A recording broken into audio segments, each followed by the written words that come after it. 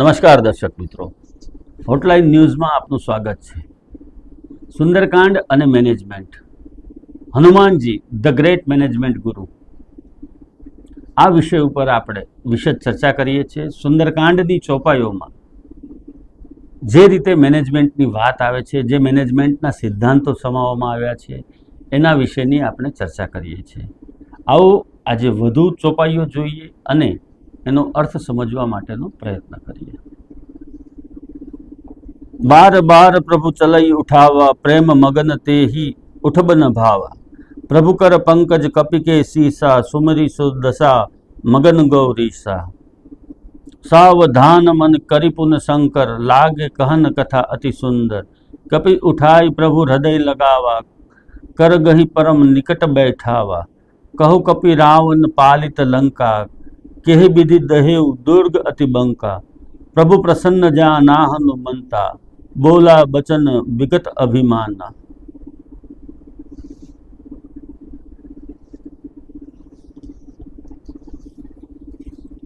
એટલે કે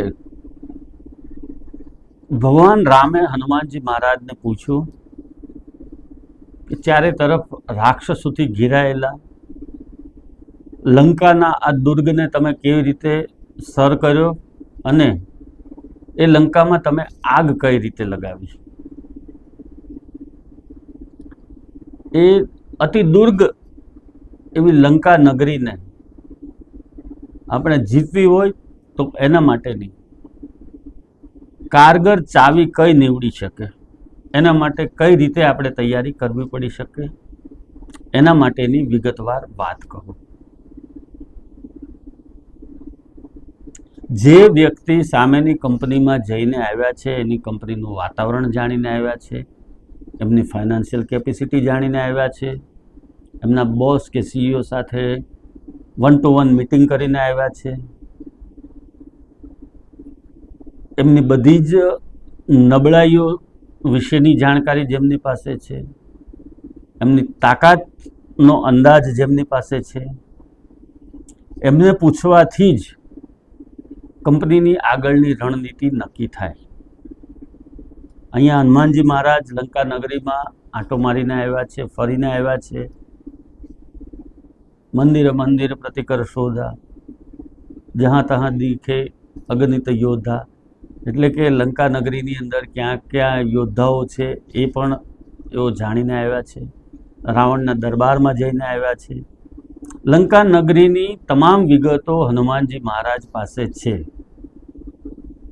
એવી જ રીતે જ્યારે સામેની કંપનીની સંપૂર્ણ વિગતો જે વ્યક્તિ પાસે હોય એની પાસેથી જ ચર્ચા વિચારણા કરી અને માર્ગદર્શન મેળવવું, એવો સંદર્ભ અહીંયા કહી શકાય.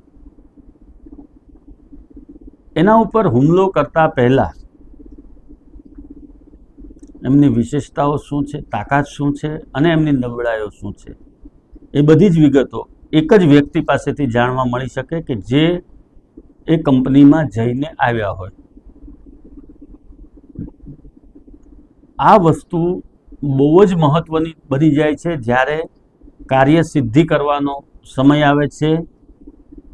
ત્યારે જે જાણકાર વ્યક્તિ પાસેથી તમને જે ઇનપુટ મળે છે, જે વિગતો મળે છે, એના આધારે જ તમારી સફળતાના પર્સન્ટેજ નક્કી થતા હોય છે.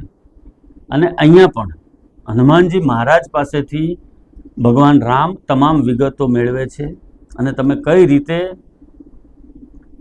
આ જે નગરી છે એનું નિરીક્ષણ કર્યું છે એની ઝીણવટભરી વિગતો આપો.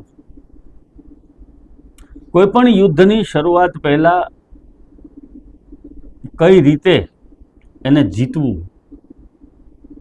એ ખૂબ મહત્વનું હોય છે. એના વિશે વિચાર વિમર્શ કરવો અને યુદ્ધભૂમિમાં લડાતા પહેલા મગજમાં લડાય છે. માનસિક યુદ્ધ તમે પહેલા જીતો છો, શારીરિક યુદ્ધ પછી આવે છે. પહેલા માનસિક રીતે સક્ષમ બનવા માટે અને એ યુદ્ધ જીતવાની વ્યૂહરચના ગોઠવવા માટે જે કંઈ કરવું પડે, જેનો કોઈનો સાથ સહકાર લેવો પડે, એ તમામ વસ્તુઓ કરવી એ આવશ્યક છે. આ જ વસ્તુ મેનેજમેન્ટની છે અને આ જ મેનેજમેન્ટ છે કે યુદ્ધ શરૂ કરતાં પહેલાં પૂર્વ તૈયારી કઈ રીતે કરવી, ફતેહ કઈ રીતે મેળવવી. આવા પ્રકારના વિડીયો તમને જોવા ગમતા હોય તો હોટલાઇન ન્યૂઝ ચેનલને લાઇક, શેર અને સબસ્ક્રાઇબ કરો.